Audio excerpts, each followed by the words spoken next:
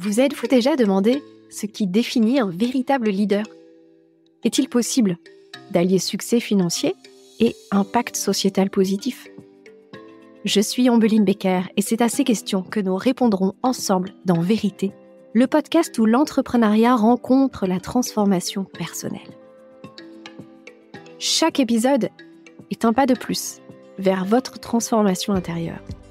Une chance d'harmoniser votre ambition et votre authenticité.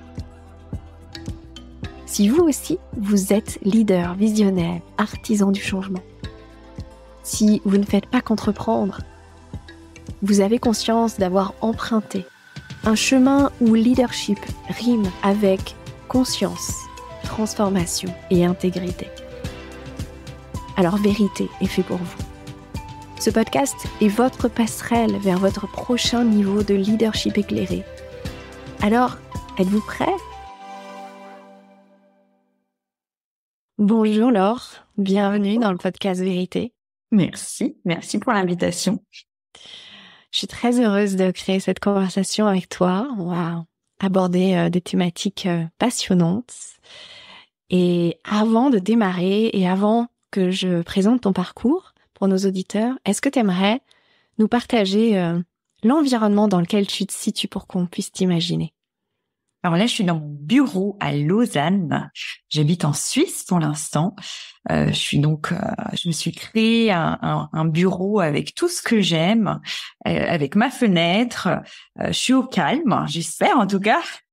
Et je me suis créé mon petit environnement pour être au calme et passer un petit moment avec toi et avec tout le monde aujourd'hui. Voilà. Magnifique. J'adore Lausanne. Je t'en dis que j'y avais vécu aussi. C'est une très chouette ville. Ouais, c'est une chouette ville et Edgar est né à Vevey, donc pas très loin. Alors, ma chère Laure, tu es... Alors, est-ce que tu aimerais d'abord juste te présenter tel que tu es aujourd'hui et après je parle de ton parcours ? Qui je suis aujourd'hui, c'est ça ? C'est quand tu dis tel que... Bah écoute, je suis déjà la maman de 2 enfants, 2 ados maintenant. Je pense que ça, on peut dire que c'est mon premier rôle, 15 ans et 13 ans. Et je suis aussi la fondatrice de AMK Training. AMK Training, c'est une société où on accompagne les entrepreneurs avancés à prendre en main leurs finances pour qu'elles puissent se payer correctement, pour qu'elles puissent payer correctement leurs équipes, mais surtout pour qu'elles puissent reprendre le pouvoir, en fait, de créer leur avenir financier.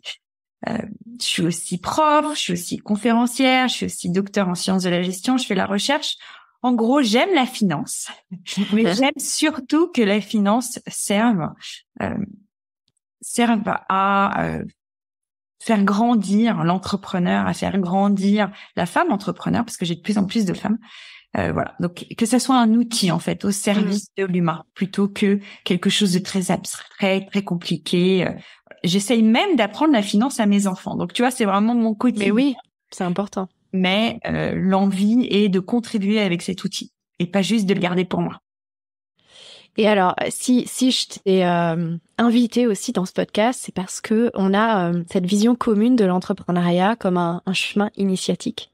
Oui. Et évidemment que l'argent prend beaucoup de place dans ces initiations. Oui. Et on va en parler.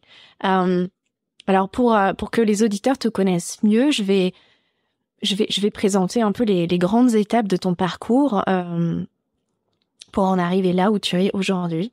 Tu me disais dans notre premier entretien qu'il y avait un peu 4 grandes étapes dans ton parcours.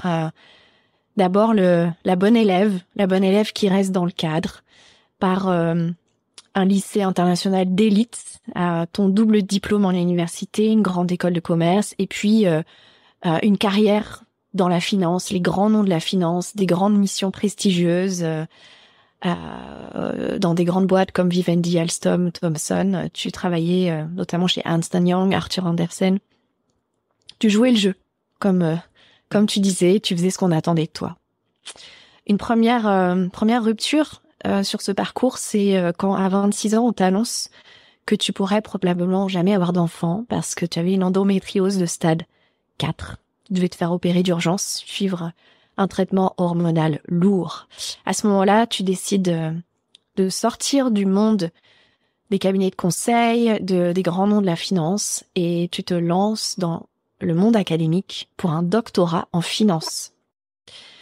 Tu me dis que à cette époque, tu voyais ça un peu comme une révolte, et pourtant, tu as continué à chercher l'excellence, la perfection, la bonne élève. Tu es sorti d'un cadre pour finalement rentrer dans un autre.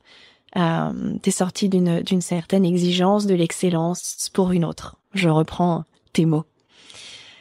Une troisième rupture sur ce parcours, c'est quand tu deviens maman, même 2 fois, contre toute attente, malgré les pronostics qui avaient été posés, tu deviens maman 2 fois naturellement. Et tu me disais, c'est à ce moment-là comme si tout ce que tu savais de toi, tous les schémas avaient explosé. C'est comme si l'univers te donnait le droit, la permission de te réinventer.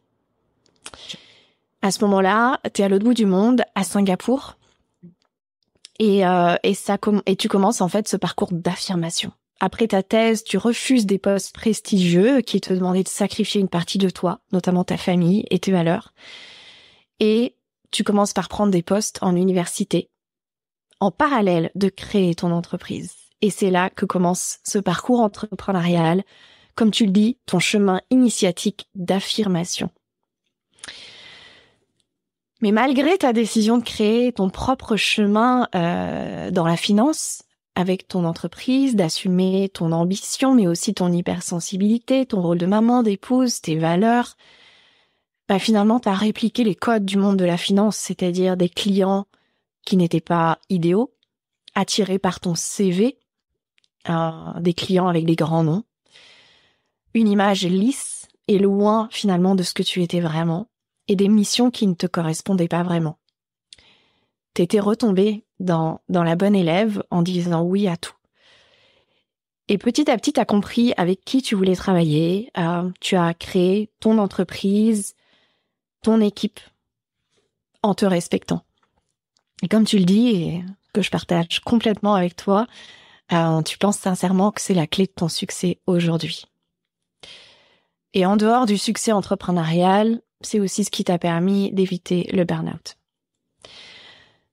2024 marquera les 10 ans de ton entreprise LMK et donc où s'ouvre avec ce cap de nouvelles questions. Quelle nouvelle permission tu vas t'offrir à cette occasion? Qu'est-ce qui devient possible? Qu'est-ce que tu as envie de créer? Qui tu as envie de devenir? Et on y reviendra peu à peu. Mais dans cet épisode, on aimerait aussi ensemble aborder 4 grandes thématiques.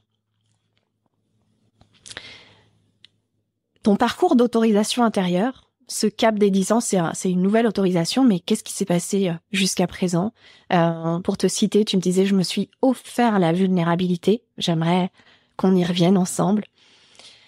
Les dissonances autour de l'argent dans l'entrepreneuriat. Je me souviens que tu me parlais de cette cliente que tu accompagnais qui faisait 750 000 € de chiffre d'affaires alors qu'elle mangeait des pâtes. Et je pense que c'est important aussi de remettre de la clarté là-dessus. L'expérience dans l'entrepreneuriat de concilier puissance et imposture. Tu me disais, j'ai gagné en puissance en acceptant mes limites et je sais que c'est aussi un message que tu aimerais faire passer dans notre conversation. Par rapport à se contenter de la place qu'on veut nous donner, d'arrêter de se limiter dans notre contribution et de vraiment définir ce qu'est notre liberté. La liberté, c'est la grande quête des entrepreneurs. Et finalement, est-ce que vraiment on est prêt à être libre? Et puis enfin, une notion que j'aimerais aussi aborder avec toi, c'est cette relation intime de la femme avec son entreprise. Et je sais que tu as aussi une expérience de ça dans tes accompagnements. Beaucoup de choses à partager ensemble. Alors, est-ce que tu as des choses à ajouter déjà sur ton parcours? Est-ce que ça représente bien ce que tu m'avais partagé? Je crois que ça représente bien les grandes étapes, ouais, super. Bien sûr qu'au milieu de ces étapes, il y a tout un fouillis, il y a la vie, mais les grandes étapes sont là. Et puis, c'est aussi pour que les auditeurs déjà perçoivent qui tu es et donne encore plus de légitimité à tout ce que tu vas nous partager. Alors sur ces thématiques, quelle est celle qui est la plus présente maintenant, qui est celle qui est prête à être... Eh bien, on peut commencer par la dissonance de l'argent dans l'entrepreneuriat. Ça, c'est quand même quelque chose qui, même en 2023, a été encore plus marqué, j'ai trouvé, que les autres années. Mais on peut peut-être commencer par là. Qu'est-ce que t'en penses? Exactement. Alors, dis-moi, qu'est-ce qui a été spécifique à cette année 2023? Qu'est-ce que toi, tu as pu observer? Ce que j'ai pu observer, c'est qu'il y a eu beaucoup de remises en question.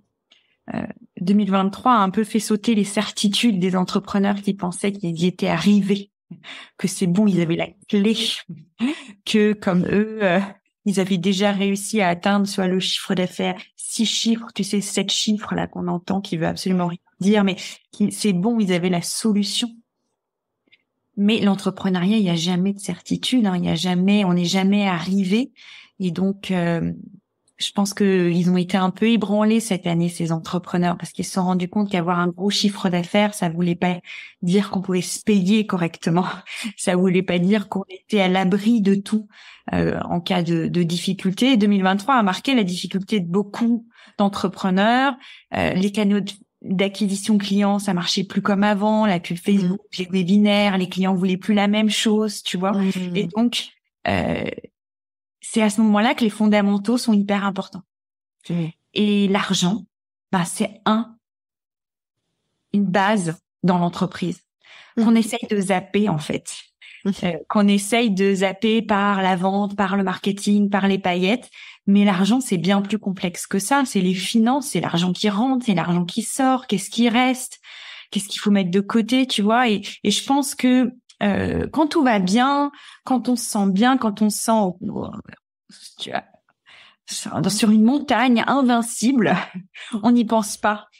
On dit c'est bon, mais si les fondations sont pourries, si les fondations sont pas saines, si on n'a pas accepté de travailler son rapport à l'argent, si on n'a pas accepté de regarder ces choses-là, ça s'effondre très très très très vite en période difficile. Et je trouve que le message qui a été passé cette année, c'était pas le bon. C'était, au lieu de dire ça, les gens se sont raccrochés à avant. Oui, mais j'aimais bien, moi, quand il y avait des paillettes. J'aimais bien quand l'argent coulait à flot. J'aimais bien quand tout allait bien. Est-ce qu'on peut pas continuer à dire ce discours et à dire que c'est bon et qu'il faut faire beaucoup de chiffres d'affaires et qu'il faut parler de ça?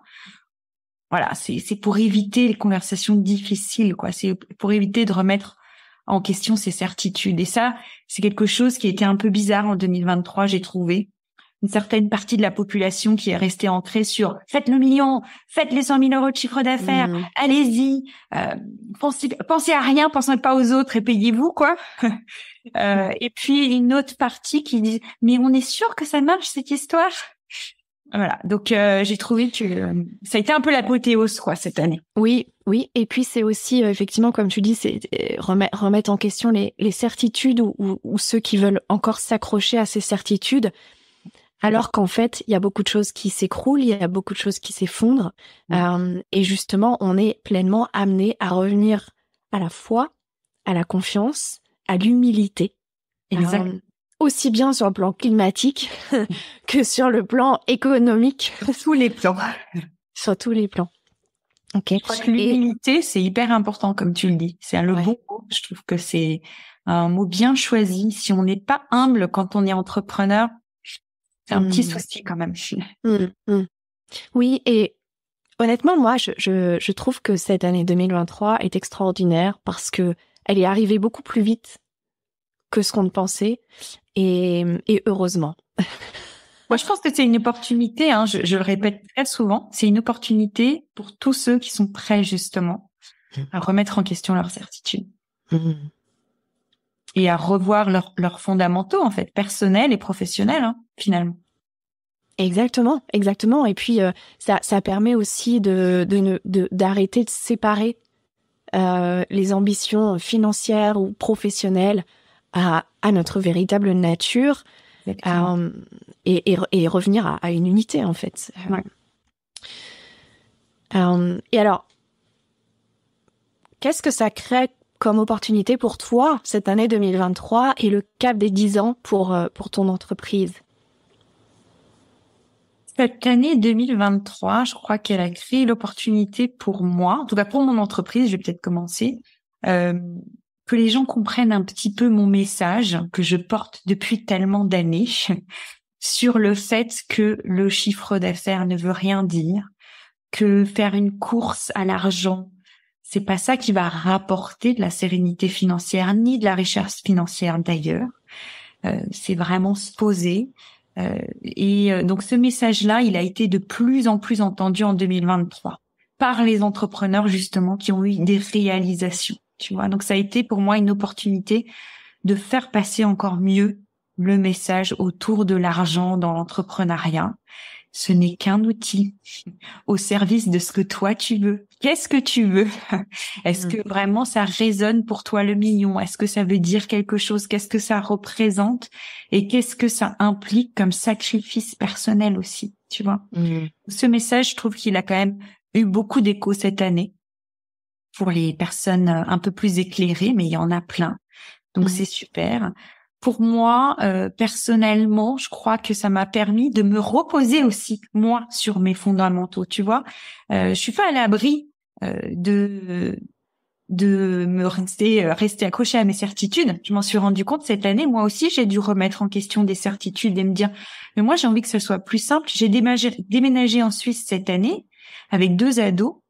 J'ai dû créer de l'espace, j'ai dû revenir à mes priorités, me rappeler ce qui était important. Pourquoi j'ai créé mon business? C'est pas pour avoir une machine, tu vois, pour avoir un paquebot.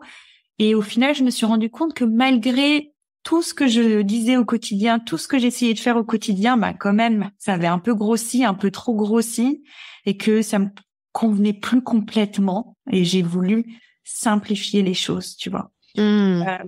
Donc, je crois que ça a été une opportunité pour moi et pour mon business aussi de revenir au cœur de ce que je veux faire.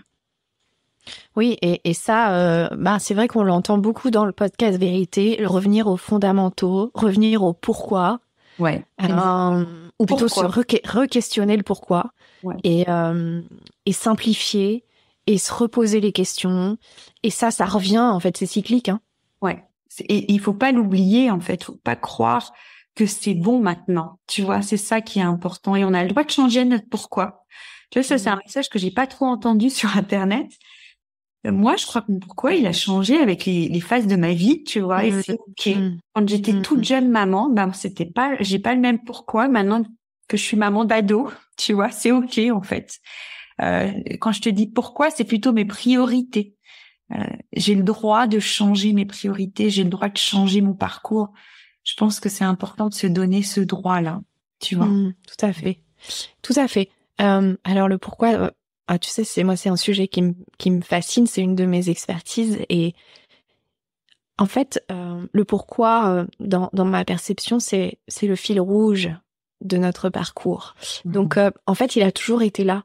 C'est juste qu'avec l'expérience, il se précise. Tu le mets en conscience. Ouais. Ouais, tu as raison. Et en fait, le pourquoi révèle un nouveau niveau de leadership, ce qu'on peut appeler un leadership spirituel ou un leadership de contribution. Vraiment quelque chose qui va au-delà. Et alors, tu voulais qu'on parle des dissonances justement autour de l'argent. Est-ce qu'il y a autre chose que tu aimerais ajouter là-dessus? Oui, je pense que c'est important de se rendre compte dans l'idée de ton pourquoi, tu vois. Ouais. Que ce pourquoi-là, tu peux le décliner de plein de façons différentes. T'as raison, il y a ce fil rouge. Et la façon dont tu le déclines peut être différente en fonction du temps. Mais en tout cas, ça ne peut jamais être un pourquoi parce que je veux le million. Ou parce que, tu vois, c'est ça qui est important. Et c'est là où je te rejoins tout à fait. Tu as ton pourquoi, tu dois t'y accrocher. Mais si ce pourquoi, il est lié à un objectif d'argent que tu as entendu, qui te fait envie parce que on t'a montré des belles images, parce qu'on t'a parlé avec des paillettes, ça ne marchera pas. Et la face cachée de ça, je pense que je suis assez privilégiée de la voir puisque j'ai les chiffres de tous mes clients qui sont des entrepreneurs super avancés, qui fonctionnent très bien. La face cachée, c'est que ce million veut pas forcément dire que tu es serein, toi, entrepreneur financièrement, ou que tu es heureux, ou que tu peux faire tout ce que tu veux. Ça peut vouloir dire que tu travailles 90 heures par semaine sans te payer. en mangeant des pâtes, justement. Et c'est cette dissonance-là où il faut faire attention dans les coulisses de ce million, dans les coulisses de ce 100 000, 200 000, 300 000. Est-ce que ces coulisses te conviennent, en fait? Est-ce que c'est ça que tu veux? Ou est-ce que tu veux créer? Tu peux très bien avoir 1 million, mais en créant quelque chose qui te convient à 100%, et ça veut dire peut-être ne pas prendre les recettes toutes faites du net, quoi. Tu vois? Donc, c'est cette dissonance dont je voulais parler. Oui, tout à fait. Et puis, ça montre évidemment l'aspect indispensable du développement personnel, de notre propre transformation, parce que ce ne sont que des paliers d'autorisation. Atteindre un niveau de chiffre d'affaires, ça n'est qu'une vitrine, et effectivement, dans les coulisses, c'est bien différent. Alors après, il y en a qui sont dans des millions et qui sont parfaitement alignés, etc. Ça existe aussi. C'est tout à fait possible. Tu peux être à plusieurs centaines de milliers d'euros et tout à fait aligné et serein. Et c'est ce qu'on essaye de construire avec nos clients. Et les millions aussi, ce que je veux dire, c'est que ça peut pas être une fin en soi. C'est tout ce qu'il y a derrière, en fait, qui est une fin en soi, finalement. Exactement. Et alors, c'est vrai que il y a certaines personnes qui croient encore que le pourquoi peut être atteindre un objectif financier. Mais bon, enfin voilà, on est d'accord pour dire que ça n'est pas ça le pourquoi. Ouais, ça va bien au-delà. Justement, sur ces notions d'autorisation, est-ce que tu aimerais nous partager peut-être certains niveaux d'autorisation que tu t'es donné, ou certaines situations, certains déclics, parce que on parle souvent de cette notion de se donner la permission, de s'autoriser à passer au prochain niveau, mais concrètement, comment toi t'as vécu certains de ces paliers, ou celui auquel tu es aujourd'hui, par exemple? Qu'est-ce que tu aimerais nous partager de ça? Chaque palier a été un miroir, en fait, de mes propres limites, pour être complètement honnête. Ma limite d'avoir des problèmes à lâcher le contrôle et lâcher prise. Je me suis retrouvée face à un palier où je pouvais plus continuer comme ça si je voulais arriver au palier supérieur. Ma limite de me valoriser à ma juste valeur, tu vois.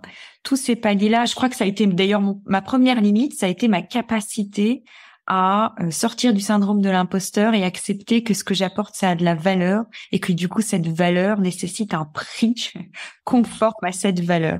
C'est très compliqué au départ de se vendre soi-même, tu vois, et de répondre à sa juste valeur. Première limite.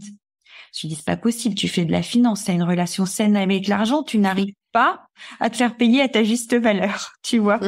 Donc, il a fallu que je me donne la permission d'accepter cette limite et de la traverser en l'accueillant, en trouvant des techniques, en travaillant, en me faisant accompagner, tu vois, vers le chemin du développement personnel. Et puis la deuxième limite, quand j'ai commencé à accepter ça, ça a été, j'ai eu plein de clients. Je pouvais plus tout faire toute seule. Donc il fallait que j'accepte de lâcher prise, tu vois. J'accepte aussi le lâcher prise, ça veut dire accepter que quelqu'un d'autre peut écrire une page de mon entreprise à mes côtés, que ça sera pas tout moi. Là aussi, j'ai dû accepter, affirmer que je ne peux plus tout faire toute seule. Alors ça, c'est un truc incroyable pour moi. Je croyais que je pouvais tout faire, tu vois. Et il fallait que j'accepte, que j'affirme, non, je ne peux pas faire tout toute seule.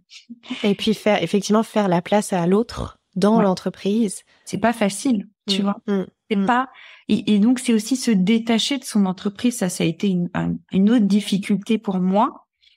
Affirmer que mon entreprise n'est pas le prolongement de moi-même.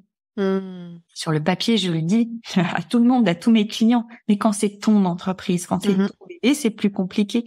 Voilà. Donc, il y a eu cette phase d'affirmation-là. Ce n'est pas le prolongement de moi-même. Cette entreprise a vocation à vivre sans moi, à respirer sans moi, à grandir sans moi. Et c'est moi qui la freine si je ne fais pas ça. C'est aussi affirmer face aux clients que j'ai des valeurs fortes. Ça, c'est très, très important chez nous, chez LMK Training, c'est nos valeurs. Et donc, quelqu'un qui vient vers nous avec un mauvais message, je veux payer moins d'impôts, est-ce que tu peux m'aider? Je veux me payer plus et payer moins les autres.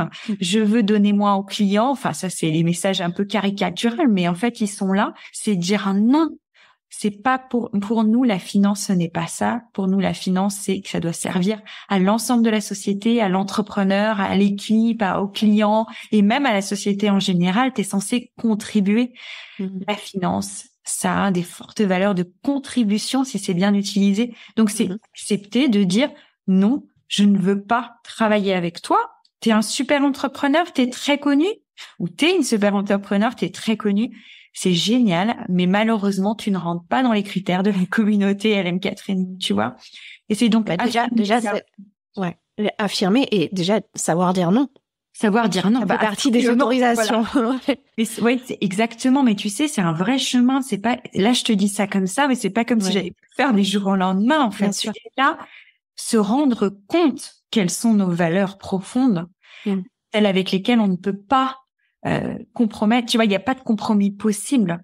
Et puis, à partir de ce moment-là, une fois qu'on les a identifiés, les assumer, comme tu dis, savoir dire non. Tout ça, ça a été un chemin initiatique, en fait, vraiment un chemin de développement personnel. Je pense que l'entrepreneuriat, tout comme le fait de devenir maman, ça a été ma grande expérience de développement personnel, quoi. Vraiment. Et donc, oui, dire non, j'étais pas quelqu'un qui disait non. C'était pas dans mon ADN, vraiment. Là, je dis non. Je dis non aux clients. Et même, c'est quelque chose de difficile, mais c'est quelque chose qui fait que je peux accueillir plus de clients idéaux, tu vois. Fermer la porte, c'est ouvrir une autre, en fait. Oui. Et puis, toutes ces autorisations, c'est aussi un travail sur le détachement, la culpabilité. Oui, la culpabilité, ça, c'est dans notre ADN, enfin, dans le mien, je crois. La première chose, c'est j'aurais pu faire plus, j'aurais pu mieux. Et ça, c'est, comme tu dis, un vrai travail de détachement. L'entreprise, c'est pas le prolongement de moi-même. Un vrai travail aussi de se dire, la culpabilité va pas aider mon entreprise. Tu vois, de toujours remettre de quoi mon entreprise a besoin. Elle a pas besoin de ma culpabilité. Et elle a pas besoin que je dise oui à tout. Et mes clients non plus, d'ailleurs, n'ont pas besoin de ma culpabilité. Non. Ça ne va pas leur servir. Ça me sert un peu à moi, en fait, tu vois, à rester dans mon petit cocon et à éviter de me dépasser. Donc non, ça ne marche pas. Alors il y a plein d'idées qui me viennent évidemment dans la conversation. Tu sais, je suis en arborescence, mais par rapport à ces autorisations, en fait, je me demande quand on est dans ce cap des 10 ans, ou quel que soit le cap, que ce soit 2, 3, 5, 10, 20, j'en sais rien, mais comment tu sais que tu es un palier, en fait? Comment, parce qu'avec l'expérience, vu que c'est pas le premier que tu vis, t'arrives à reconnaître les signes quelque part d'un prochain palier de croissance, aussi bien intérieur que financier ou pas d'ailleurs, mais voilà. Comment tu reconnais que t'arrives à un palier? Je crois qu'il y a des signaux forts, internes et externes. Ça commence par les signaux internes qu'on n'écoute pas toujours. Ça commence à être un peu plus dur d'aller travailler le matin. On a un peu moins de joie de signer un nouveau client. Ou on a des problèmes de communication avec l'équipe. Ou avec le client ou avec nous-mêmes. On essaye de se convaincre des fois de certaines choses alors qu'avant c'était ça coulait tout seul. Tu vois, des signaux internes, je pense, forts liés à la démotivation, problèmes de communication, ou nous-mêmes, c'est plus limpide et clair dans notre tête, quelque part. Peut-être que si je reprendrais tes mots, c'est on perd notre pourquoi. On perd on le perd momentanément de vue, ce fil rouge, en fait. Et à l'intérieur, on le ressent, en fait, qu'on le perd de vue, parce que peut-être on dort moins bien. En fait, des signaux, quelque part, qui devraient nous faire réagir tout de suite. Mais par expérience, mais pour moi, mais aussi mes clients, on les met un petit peu de côté. Parce que c'est plus facile de les mettre de côté que de les regarder en face. Parce qu'on a peur aussi de perdre l'existant. Et puis parce que quand on est entrepreneur, on est tous les jours en train de remettre en question, on est tous les jours en train de recréer des choses et des fois on est fatigué, on a riche, tu vois. Donc on se dit je vais y penser plus tard. Le problème c'est que si on n'écoute pas ces signaux internes, arrivent les signaux externes. L'équipe n'est plus aligné, n'a plus envie d'apporter le maximum à cette entreprise, où les clients peut-être commencent à être moins idéaux, c'est moins les bons clients qu'on attire, où ils sont moins satisfaits, on donne plus le meilleur de nous-mêmes, tu vois. L'équipe ne donne plus, et ça a des conséquences du coup sur l'entreprise et sur notre confiance en nous et sur finalement notre motivation à continuer ce chemin. Donc je pense que c'est vraiment important d'écouter tous ces messages internes, mais pour moi ils sont vraiment à deux niveaux. D'abord t'as l'interne et après si tu n'écoutes pas, quelque part ça explose un peu de partout quoi. Toutes les dimensions de ton entreprise elles commencent à exploser petit à petit. C'est assez sournois, mais ils sont là. Et souvent, je le vois dans les chiffres, tu vois. Oui, c'est ça. J'allais dire. Et puis, on finit par arriver à un impact financier. Et là, l'entrepreneur regarde les signes. Voilà. Ou pas, d'ailleurs. Ou pas, ouais. Mais en l'occurrence, ça, à la fin, c'est là l'impact, quoi, financier. Ouais. Ok.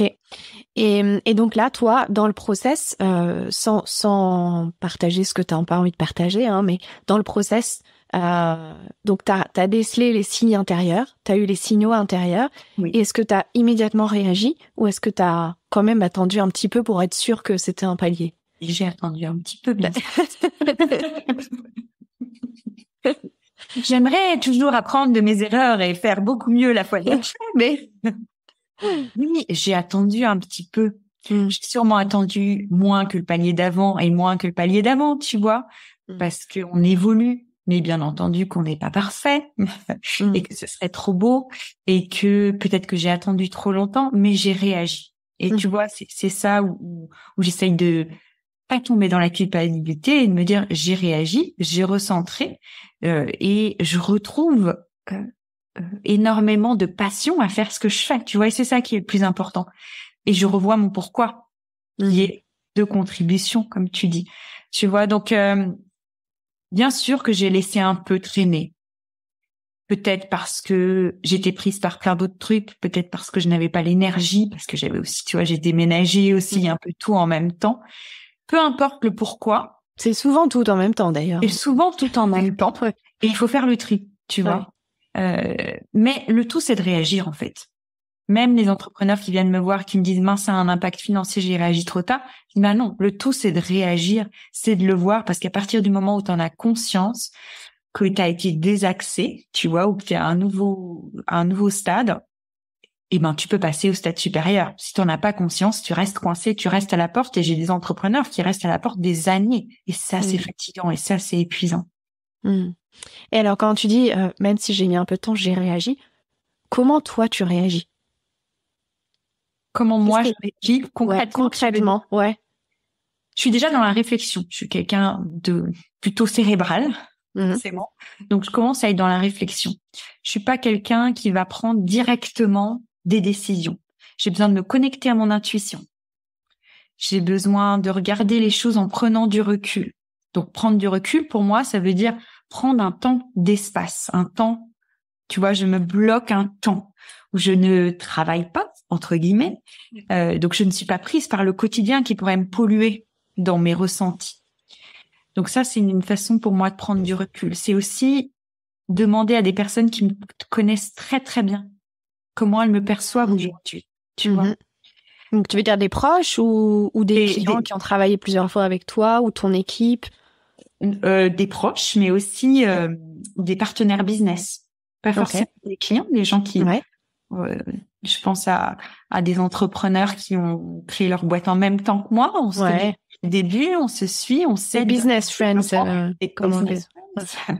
Et donc, tu vois, c'est d'abord prendre le temps, moi, de sortir de toute cette charge mentale, de tous ces signaux du quotidien qui pourraient polluer ma vision. Une fois que je me suis reconnectée, moi, à mon intuition, c'est d'aller vers un signe extérieur, mais un signe extérieur en qui j'ai confiance, donc une personne qui, elle, va peut-être aussi me transmettre ce que elle perçoit. Voilà. Et puis après, je prends mes décisions. Et après, c'est ma décision. Tu vois. Donc, c'est comme ça que je fonctionne. Je crois que c'est très important de se rendre compte que quand on est entrepreneur, quand on est maman, quand on est épouse, quand on est plein d'amis, quand on est plein de trucs, on est pollué dans notre vision, dans nos ressentis même. Donc, il faut se sortir de ça pour se reconnecter à son ressent. Et finalement, on sait tout déjà, hein, tu vois. Bien sûr. Bien sûr. Et puis, ça, c'est majeur, ce que tu dis là. Ça paraît anodin, on sait déjà tout, mais en fait, c'est majeur parce que tu es en train de confirmer que finalement, le chemin, c'est de révéler ce qu'il y a en soi. Oui, pas de combler par l'extérieur. Exactement. Mais il y a des révélateurs. Tu vois, il faut révéler ce qu'il y a en soi. Et tu peux le révéler par les éléments rationnels. Les chiffres, par exemple, moi, ça m'aide à révéler ce que je vis, parce que je le vois noir sur blanc. Je peux pas me voiler la face. C'est réaliste. Le retour d'une personne en qui j'ai entièrement confiance, qui n'a aucun lien avec mon business, mais qui voit les choses de l'extérieur, ça m'aide aussi. Il y a des révélateurs, mais bien entendu que la réponse, elle est en toi. Mais il y a des révélateurs externes qui peuvent t'aider, mais la réponse, elle est en toi et il faut aller la chercher. Donc, se donner la permission d'aller la chercher. Tu vois, si on continue dans notre parcours d'affirmation et de permission, c'est d'avoir foi que c'est en toi et de te donner la permission d'aller le chercher, quoi. Et puis que ces révélateurs sont pas une punition ni une récompense, c'est simplement une conséquence qui te permet de réajuster si nécessaire. Exactement. C'est pas un jugement. Même j'irais plus loin, tu vois. C'est pas une punition ni un jugement de ta valeur. Pas du tout. Carrément. Mais justement, cette notion de jugement de ta valeur, tu vois, on avait parlé de cette notion de puissance et d'imposture, et c'est vrai qu'il y a beaucoup dans l'épisode aussi avec Chloé Pahu, au début de cette saison 2, on parle de ça, elle parle de ces oscillations entre puissance et impuissance. Tu me disais, j'ai gagné en puissance en acceptant mes limites. Oui.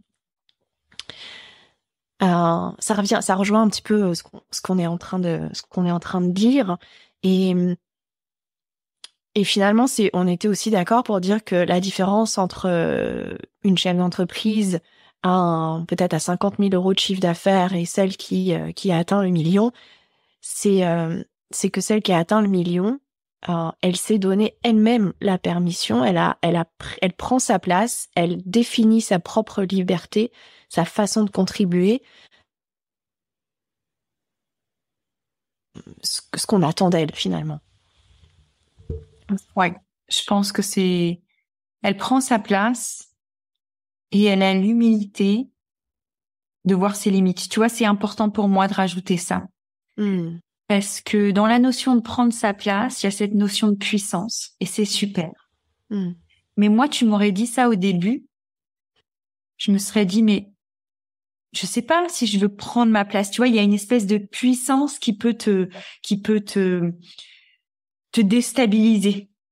Alors que une femme puissante, pour moi, c'est une femme qui accepte ses limites et qui voit comment elle peut avancer sur ce chemin avec ses limites, en travaillant sur ses limites, en ayant l'humilité de voir que peut-être elle a besoin d'aide.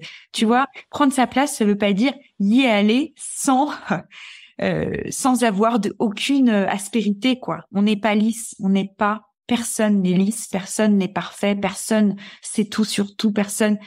Prendre sa place, c'est accepter que, en fait, sa place, c'est souvent être entouré des bonnes personnes. Sa place, c'est souvent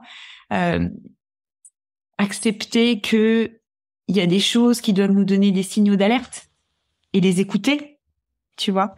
Prendre sa place. Donc, c'est là où je disais la puissance et l'impuissance, ça va ensemble pour moi. En tout cas, ça a été mon cas, tu vois. Quand je te disais tout à l'heure, chaque palier, je me suis rendu compte d'une limite. Et j'ai dû la traverser, cette limite, pour prendre encore plus ma place. Et des limites, je vais en avoir encore... je vais les voir encore. C'est pas fini, j'ai pas terminé. Mais je crois que c'est nos aspérités, nos faiblesses qui font qu'on est une femme forte et puissante. C'est comme ça que je vois les choses, moi. tu vois. Oui, oui. Et puis il y a, moi, je vois souvent ce symbole de rassembler des parties en nous, ce qui nous amène à notre intégrité, à notre complétude, à notre entièreté. Et finalement, c'est ni aller d'un côté ni de l'autre, mais retrouver la neutralité quelque part, revenir au point zéro. Ouais. Et donc on n'est plus en quête de quelque chose ou en fuite ou en rejet d'autre chose, mais on revient au point zéro. Et c'est là, je pense, où on se sent forte, solide et puissante. C'est ça, et humble. Je pense qu'on est d'accord dans notre définition à toutes les deux de la femme puissante. C'est une femme qui accepte d'être elle-même, en fait, pour moi. Tu vois, complètement. C'est être. C'est être. Et c'est pas facile, hein. Quand tu parlais tout à l'heure de mon parcours, j'ai tendance à retourner dans ce truc de bon élève. Mais c'est pas moi. Donc, c'est pas là où je me sens le mieux, c'est pas là où je suis la meilleure, tu vois. Donc, c'est quand je dis ce que je pense, quand j'affirme mes valeurs, quand j'ai envie d'innover que je suis la meilleure, quand je sors des sentiers battus, donc j'accepte d'être moi, c'est là où je me sens puissante. Mais on a toute tendance quand même un peu à toujours reglisser vers des schémas, et c'est un travail au quotidien, en fait, d'accepter d'être soi. Oui. C'est du leadership. Oui, je suis d'accord. Et puis, c'est aussi la dualité, c'est-à-dire que ce soit puissance, impuissance, puissance, imposture. En fait, c'est de réintégrer tout ça pour sortir de la dualité. T'as raison. Ouais. J'aimerais aller sur cette notion de relation intime avec notre entreprise. Ça m'avait interpellée quand on s'était parlé la première fois. Là, tu me disais que la femme entrepreneur avait une relation émotionnelle avec son entreprise. Tu nous as partagé aussi, toi, ton chemin d'accepter de ne pas prendre toute la place dans ton entreprise, d'accepter que d'autres personnes contribuent et fassent grandir cette entreprise. Et en même temps, c'est de quand même garder ce lien, que ton entreprise te respecte tes besoins, tes valeurs. C'est pas facile de trouver cette justesse dans ce lien à l'entreprise, en parallèle de sa vie, de sa croissance et de notre propre croissance. Je pense même que c'est peut-être plus difficile. Mais là où je suis vraiment persuadée, c'est que c'est la clé. De trouver cette justesse, comme tu dis, c'est la clé. Et c'est vrai que j'ai la chance d'accompagner des entrepreneurs masculins, des dirigeants hommes et des dirigeantes femmes. Et la grande différence que j'ai vue, c'est cette relation affective et émotionnelle que les femmes ont avec l'entreprise. Et la difficulté pour elles de couper le cordon à un certain moment, ou même d'accepter que un client ne peut ne pas être content, que un client n'a pas signé, que quelqu'un dans l'équipe ne correspond pas à ce qu'elle voulait. C'est ça la remet peut-être 3 pas en arrière à chaque fois. Chaque chose, elle le prend comme un échec personnel ou un jugement personnel, tu vois, chaque élément. Et en fait, c'est la vie de l'entrepreneur, c'est la vie d'une entreprise. On avance, on fait grandir son entreprise avec un client qui n'est pas satisfait, on fait mieux la prochaine fois. Du coup, on apprend, on avance pareil avec son équipe. Si on a des problèmes avec l'équipe, et ben la prochaine fois, on fait mieux. On accueille mieux son collaborateur, on communique mieux avec lui. Et je trouve que l'homme, il a une meilleure capacité à dire OK, c'est bon, je ferai mieux la prochaine fois. Alors que la femme entrepreneur, et moi j'en fais partie, c'est pour ça que je me permets de le dire, on a tendance à rentrer dans cette culpabilité. Tu vois, ce cercle vicieux de la culpabilité. Oui, mais en fait non, mais pourquoi? Et ça affecte notre sommeil, et ça affecte notre confiance, et on a du mal à passer le cap. Alors que ça devrait juste être une étape pour faire mieux, ça devient presque un retour en arrière. Donc il y a cette relation-là que j'ai découverte. Il y a la relation difficile avec la prise de risque. Oui. Tu sais, investir. Investir, c'est s'engager, en fait. S'engager. Investir, c'est prendre un risque. C'est faire une dépense immédiate pour un retour sur investissement futur. Et finalement, ce que je me suis vraiment rendu compte que les femmes ont plus de mal à prendre ce risque. Alors pas toutes, je fais des généralités de toute façon. Donc là, on est un peu là-dedans. Et alors que le risque, il n'y a pas en 20 ans en finance sur 3 continents, j'ai pas vu une entreprise qui grandissait sans investissement, sans prise de risque. C'est pas possible. C'est le fondamental de la croissance, la prise de risque, tu vois. Et même de la croissance intérieure. De la croissance intérieure. C'est clair et net que c'est une obligation. Et donc, cette difficulté-là à prendre le risque, parce qu'elles pensent d'abord à leur famille, à l'impact que ça pourrait avoir, à leur situation, tu vois, à tout ce qui, elles prennent tout leur environnement en compte quand elles prennent la décision. Et ça aussi, c'est cette relation qu'elles peuvent avoir avec leur entreprise, avec elles-mêmes, avec leur famille, qui rend peut-être le chemin un petit peu plus lent. Ceci étant dit, je crois que ce qui est très très beau chez les femmes entrepreneurs, c'est leur forte envie de contribution avec leur entreprise. Et cette envie de contribution rend l'aventure pérenne aussi, tu vois. Donc c'est de relier tout ça qui va faire que ça sera une entreprise magnifique, pérenne, rentable, mais c'est cette dualité qu'il faut remettre ensemble, je pense. Oui, et puis l'importance de vraiment d'affiner ce que c'est cette contribution et d'oser l'élever en fait au plus haut niveau. Oui. Parce que souvent quand on creuse aussi, on se rend compte que il y a la notion de sacrifice pour contribuer. Oui. Alors que le pourquoi de contribution, quand on creuse, on en vient souvent à des valeurs fortes comme l'amour, la paix, l'harmonie, ce genre de choses. Et on se rend compte que là où ça bloque, c'est parce qu'on ne s'autorise pas ce pourquoi pour soi-même. Exactement. Et sacrifice, c'est très juste. C'est vraiment ce qui représente beaucoup de femmes entrepreneurs qui fonctionnent très très bien. Mais elles vont se sacrifier pour leur famille, elles vont se sacrifier pour leur entreprise, elles vont se sacrifier pour leur équipe, pour leurs clients. Et c'est pas pérenne. Ce sacrifice ne peut pas être pérenne, tu vois. Et je crois que c'est là où on a un vrai rôle à jouer sur prendre notre place, comme tu dis, être nous-mêmes, ne pas se sacrifier parce que sinon on court à l'épuisement et au burn-out. Et ça, j'en suis persuadée. Tu vois, ce n'est pas pérenne cette façon de fonctionner. Bien sûr, bien sûr. Et puis, on passe du sacrifice à l'intégrité. Oui.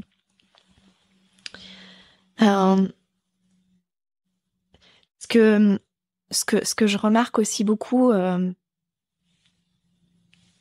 c'est que, alors pour revenir sur la relation intime, la relation émotionnelle avec l'entreprise pour les femmes dirigeantes, je sais pas si toi tu observes ça, mais moi je remarque que quand on aborde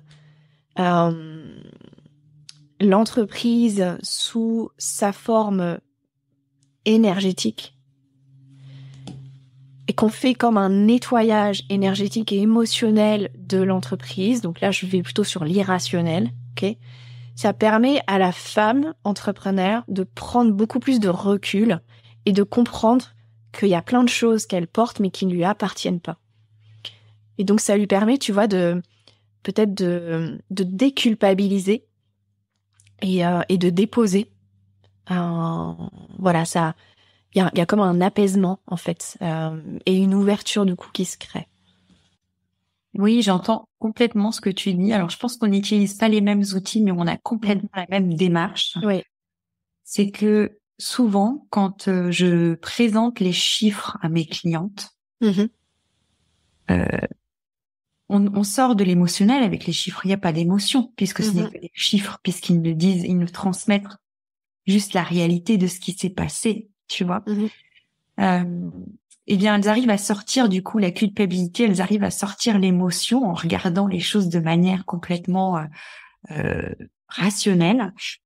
Et ça fait un énorme poids enlevé sur les épaules. Donc, c'est vraiment contre-intuitif de dire que les chiffres peuvent nous déculpabiliser. Mais pourquoi ils nous déculpabilisent? Tout simplement parce que ce n'est pas lié à nos émotions, à tout ce qu'on y projette ou à toute notre culpabilité entrepreneuriale. J'aurais dû faire ci, j'aurais dû faire ça. Non. Regarde juste les choses comme elles sont. C'est tout. Donc, sauf que ce nettoyage, il faut en avoir envie. Tu vois, c'est ça où j'ai remarqué aussi. Ouais, Il faut se rendre compte que tu en as besoin. Il faut en avoir envie et ça déstabilise. C'est là où ce que j'ai remarqué moi chez mes clientes et même moi-même, ça peut être déstabilisant. Tu vois. Ah oui, comme dans tout, comme dans toute gestion du changement, il y a les étapes avant d'accepter le changement. Ouais. Et le changement, c'est déstabilisant. Ouais. Et on peut en avoir peur. Et on peut faire un pas en avant, un pas en arrière. Tu vois. Tout à fait. Alors, où est-ce qu'on en est dans notre conversation, ma chère Laure? L'aspect initiatique de l'entrepreneuriat, les dissonances, la permission, cette relation avec notre entreprise. Qu'est-ce qu'il y aurait d'autre à aborder dans notre conversation pour que ça te semble complet et que tu transmettes le message que tu veux transmettre à nos auditeurs? Je pense que si je me revois il y a 9 ans, par exemple, au début de mon parcours entrepreneurial, j'aurais entendu des messages comme il faut prendre ta place, il faut être toi-même à 100%, accepter de dire non. C'est peut-être pas un message que j'aurais compris. Que j'aurais pas eu la maturité de le comprendre. Ou même quand on est dans un moment de doute ou difficile, démotivation, c'est pas des messages faciles, tu vois. Et je crois que ce qui est important d'entendre, c'est que chacun doit avancer sur son chemin et c'est OK. Chacun va à son rythme et c'est OK. Et qu'en fait, on doit avoir confiance en soi-même. Pas la peine d'écouter quelqu'un et de se dire j'aimerais bien savoir mon pourquoi, prendre ma place, être puissante. On l'est déjà. Ça, c'est vraiment le premier message. Quel que soit l'endroit où on est dans notre parcours, si j'avais su que j'étais déjà puissante à 20 ans, ça aurait été cool. Si j'avais su à 25, à 30, on l'est déjà puisque c'est notre ADN en fait, tu vois. Et j'aimerais juste faire passer ce message-là. En fait, vous l'êtes déjà, quel que soit l'endroit où vous êtes sur votre chemin. Il y a des femmes qui sont bien plus loin que moi, il y a des femmes qui sont peut-être moins loin que moi, peu importe.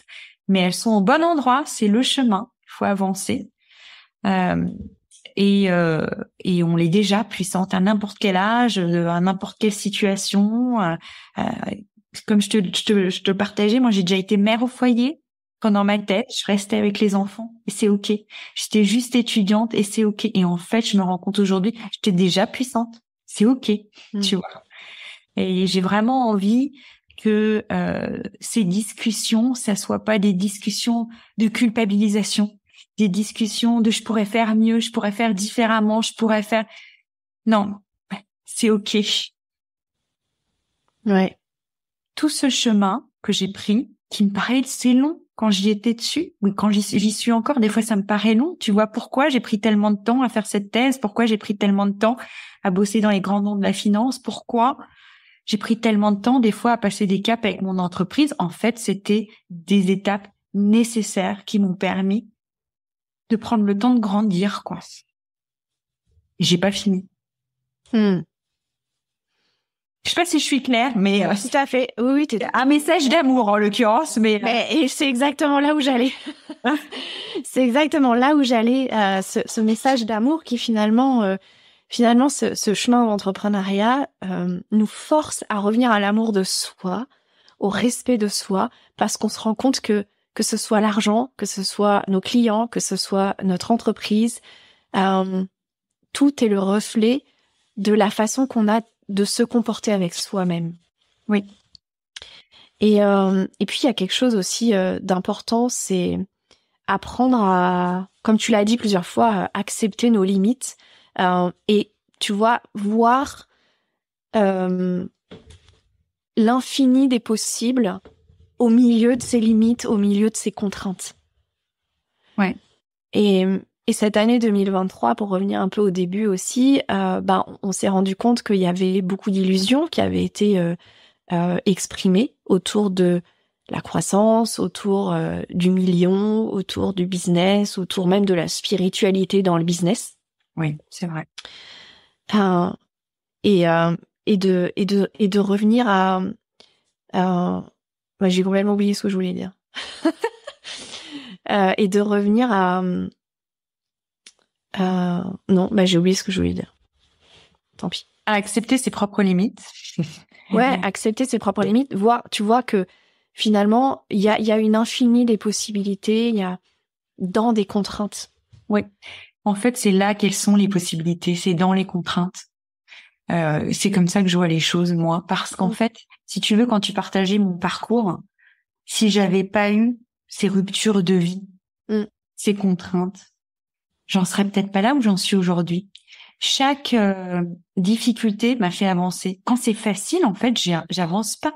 Tu vois, je me remets pas en question. Alors c'est bien aussi un peu de facilité, parce que des fois on est un peu fatigué, mais on se remet pas en question. On n'essaye pas d'innover. On n'essaye pas d'identifier ce qui va pas quand tout est facile et quand tout coule. C'est vraiment dans la difficulté, c'est vraiment dans la contrainte qu'on va trouver ses forces. Je suis quelqu'un qui adore innover, créer des modèles. Mais si j'étais pas obligée, j'aurais pas fait. Si j'étais pas obligée de me démarquer, me différencier des autres acteurs du marché, j'aurais pas cherché finalement ce qui fait mon ADN. Si tu vois, c'est à chaque fois, c'est une contrainte apporte une opportunité, des milliers d'opportunités, et il suffit d'en saisir une. Et c'est ok, c'est pas la fin si on en a saisi qu'une. Tu vois, j'ai changé de parcours, j'ai changé de direction à chaque étape, et peut-être que je vais changer encore. Et c'est ok. Oui. Et c'est ok. Et peu à peu, tu reviens vraiment au cœur, au centre. Tu sais, il y a cette figure en géométrie sacrée du point, parce que c'est la concentration extrême qui permet l'expansion. Comme la respiration, en fait. J'aime bien, moi, ce mouvement. Et donc, de revenir le plus contrainte possible, le plus centré possible, le plus concentré possible, ça nous permet de repartir dans l'expansion. Ouais.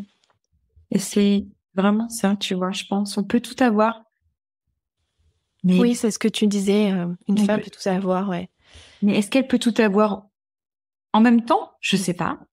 Est-ce que elle a le droit de se donner la permission d'être à 100% mère, ensuite d'être à 100% entrepreneur, d'être à 100% si c'est ok en fait, tu vois?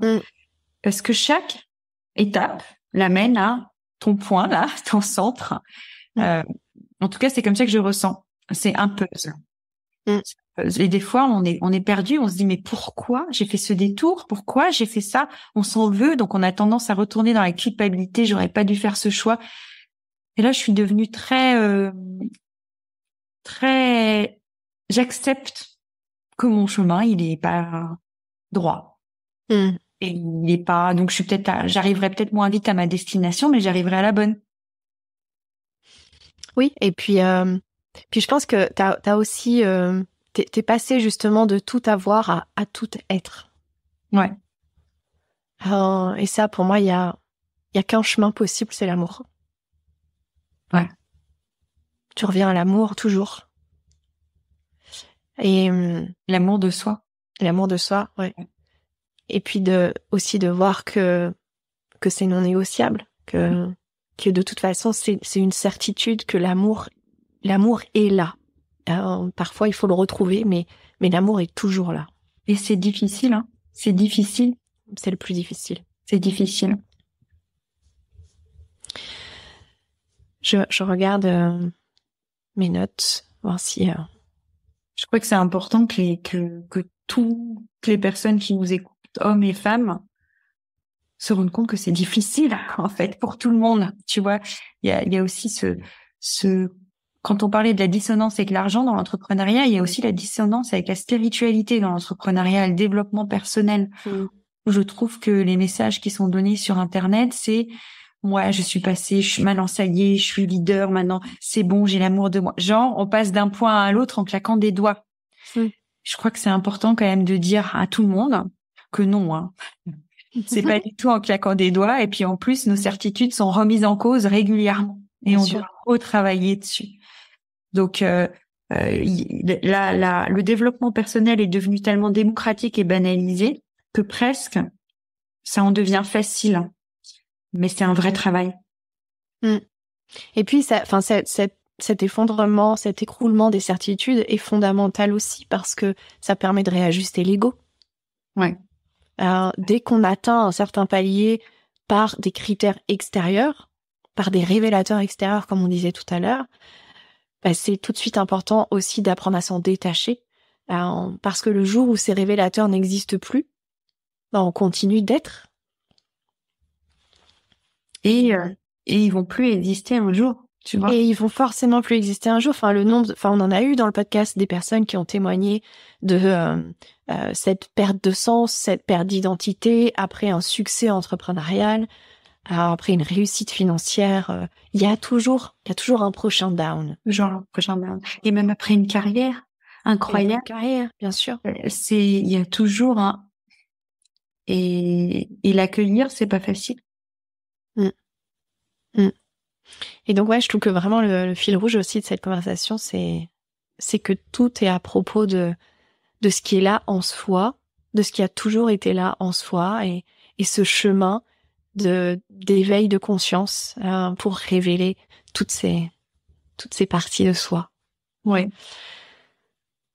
Merci beaucoup, Laure, pour ta vérité et ton authenticité dans cette conversation.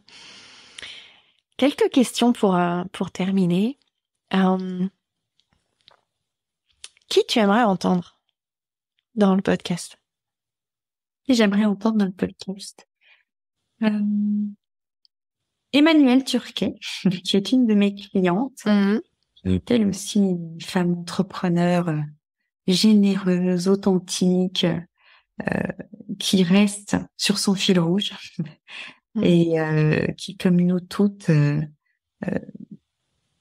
avance comme elle peut, avec humilité. Donc, c'est la fondatrice de Cuisine Thérapie. Donc, voilà, Emmanuelle œuvre aussi pour que tout le monde voit les dessous de l'entrepreneuriat, et je pense que c'est important. Ouais. Et puis, avec grand plaisir de la recevoir dans le podcast.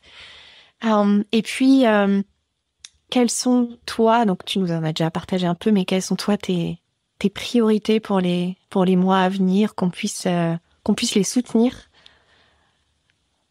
C'est de continuer à servir mes clientes et mes clients, en fait. Si tu veux, cette année 2023 m'a vraiment appris à me recentrer. Mon envie de contribution, c'est ça. Mon envie d'éducation financière, c'est ça. Et je l'ai toujours fait avec mon entreprise, mais je pense que c'est important. J'ai envie d'aller encore à plus grande échelle, tu vois. La contribution, c'est éducation financière pour tous, au niveau de l'entreprise, bien sûr. Pourquoi? Parce que c'est un merveilleux outil pour avoir ce que tu veux dans la vie. C'est juste un outil. Ce n'est pas une fin en soi. Mais c'est un outil qu'on ne peut pas zapper. Et je pense que je suis vraiment très au clair sur le fait que je suis sur le chemin de la contribution, et c'est encore quelque chose que j'ai envie de donner avec mes clients, mais aussi au sein d'institutions avec lesquelles je travaille. Donc, c'est chaque opportunité, si vous imaginez, si vous m'écoutez et que vous vous dites, tiens, elle pourrait servir dans cet esprit d'éducation financière et de contribution, je suis ouverte. C'est vraiment ça. J'ai envie, là, j'ai une entreprise qui roule, qui fonctionne, j'ai des super clients, j'ai envie aujourd'hui de m'ouvrir à toutes les opportunités où ma voix pourrait porter plus loin pour l'éducation financière de tous les entrepreneurs. Et en quoi c'est si important pour toi, cette éducation financière? Pour donner une chance à leur vision, à leur fil rouge conducteur, comme tu dis, tu vois. Tout le monde n'est pas obligé d'être entrepreneur. Moi, je suis pas de celle qui pense que c'est la solution pour tous. Mais une fois que c'est un choix que tu as fait, réaliser ta vision, construire ta vision au quotidien, construire ton pourquoi, comme toi tu l'appelles, passe obligatoirement, parce qu'on est dans une réalité business, passe obligatoirement par le fait de se payer correctement, de payer les autres correctement, de payer tout le monde, de contribuer à la société, d'avoir des fondamentaux clairs, et ce qu'on appelle chez nous le business model d'affirmation, où tu te mets au centre de toutes les dimensions de ton business. Ça passe par là. Et c'est pour ça que c'est important pour moi, parce que si tu ne passes pas par cette étape-là, si t'es que focalisé sur donner le maximum à tes clients, mais t'oublies de te rémunérer toi, par exemple, ou qu'en fait, il faut payer tes factures correctement, ça va s'arrêter. Tu vas t'épuiser. Si t'es tout le temps dans le sacrifice, parce que t'as créé un modèle économique qui n'est pas centré autour de tes priorités et tes besoins, ça va s'arrêter. Donc, pourquoi c'est important pour moi? Parce que je vois ça vraiment comme un outil incontournable pour construire ta vision et ton pourquoi. Pour tous les entrepreneurs, en fait. Quelle que soit leur vision et quel que soit leur pourquoi, c'est valide. Tu peux vouloir 100 000, tu peux vouloir 1 million, tu peux vouloir 10 millions, peu importe, en fait. Et ce qui est important, c'est de garder le cap de ton pourquoi. Et pour garder le cap de ton pourquoi, la finance est un outil incontournable et la stratégie aussi. Il y a pas, tu vois, c'est comme si tu me disais, j'ai envie de créer une boîte, mais j'ai pas envie de vendre. Tout le monde est d'accord que c'est pas possible. C'est exactement pareil pour l'outil financier et l'outil stratégique. Et donc, est-ce que ce serait finalement l'éducation financière pour être pleinement libre de contribuer? Oui, pour être pleinement libre de contribuer. Et ça veut dire quoi, être pleinement libre de contribuer? Ça veut dire avoir la stabilité financière, soi-même, les ressources financières, soi-même, les ressources physiques aussi, soi-même, pour être libre de contribuer, pour atteindre le plus grand nombre de personnes possible. Ça peut vouloir dire aider, contribuer, tu vois, c'est vraiment, ça va très très loin, mais la définition, elle est te donner les moyens de contribuer. Ça veut dire que toi-même, tu es bien, ton équipe est bien, tes clients sont bien. Et ça passe par l'étape de sérénité financière. Et ça passe par l'étape de se sentir bien où on est et d'être soi. Donc l'amour. Donc l'amour. L'amour financier, c'est aussi un amour, tu vois. Mais l'amour financier, pourquoi? Pour avoir un chiffre de 1 million quelque part, une ligne, ou l'amour financier pour toi, te payer ce qui est important pour que ton équipe puisse te payer ce qui est important pour que tes clients aient les bons résultats. Tu vois, la différence, elle est assez importante, en fait. Tout à fait, tout à fait. Moi, j'aime beaucoup cette notion de liberté de contribution parce que, comme on l'a évoqué, la première motivation à entreprendre des femmes, c'est la liberté. Ouais. La liberté de gérer son temps, la liberté d'exploiter son potentiel, la liberté de gagner de l'argent comme elles le décident selon leurs règles. Mais on remarque bien à quel point en fait elles s'autorisent pas du tout à être vraiment libres et elles s'enferment dans leur entreprise. Donc je trouve que cette question que tu viens d'époser est fondamentale. Ce serait quoi cette liberté de contribuer? Ce serait quoi devenir cette femme pleinement libre de contribuer? Ouais. Répondre à cette question, c'est déjà avancer sur le chemin, vraiment. Et après, il suffit de mettre en place, et tout est possible. On ne crée pas, on réplique pas les choses de quelqu'un d'autre. On crée quelque chose qui nous correspond à 100% et qui répond à cette liberté de contribuer ou à cette liberté tout court. Mais c'est vrai que les femmes entreprennent pour être libres, mais aussi pour contribuer. Tu vois, il y a les deux. Pour offrir leurs dons, leur expertise. C'est vraiment souvent ça que j'entends.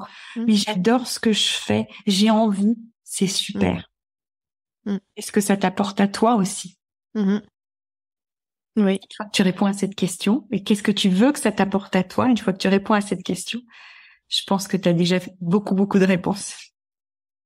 Oui, parce que il y a la face cachée un peu de la liberté, c'est justement de rester enfermé dans sa bulle, quoi, finalement. Alors que non, être pleinement libre, c'est décider de la place qu'on veut prendre, c'est d'assumer pleinement qui on est, c'est voilà, c'est la liberté, quoi. Être libre.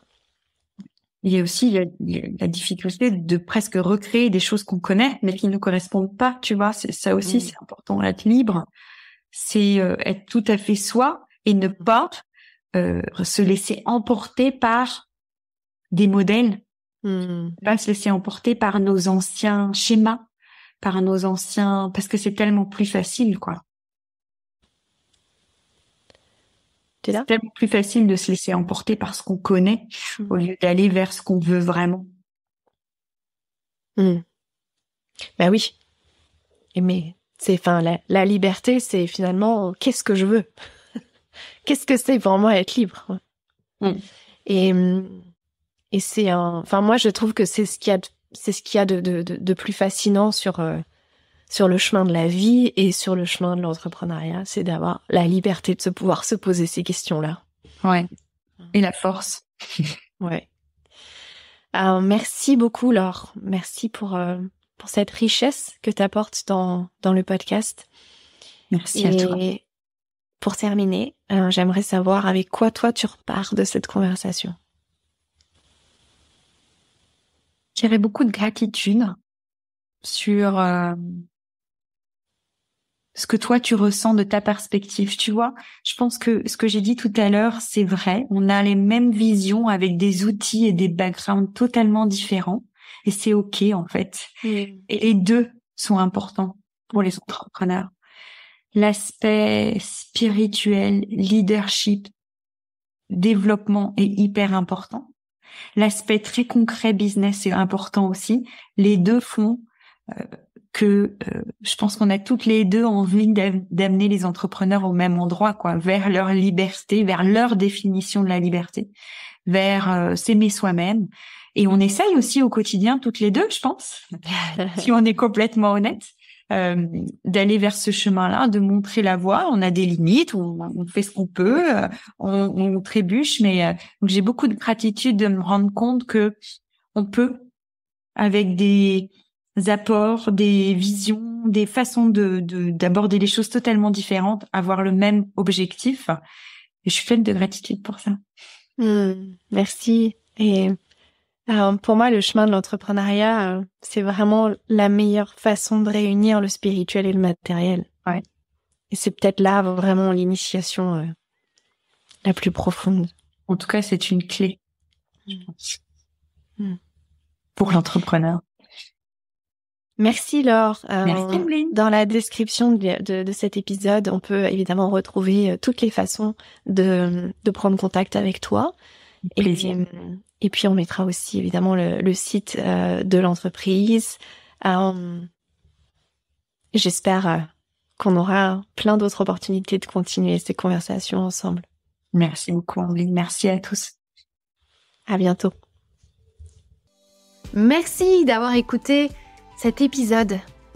Restez à l'écoute pour découvrir des perspectives révolutionnaires et des conseils pratiques qui transformeront votre approche du leadership et du succès. À très vite pour cette saison 2.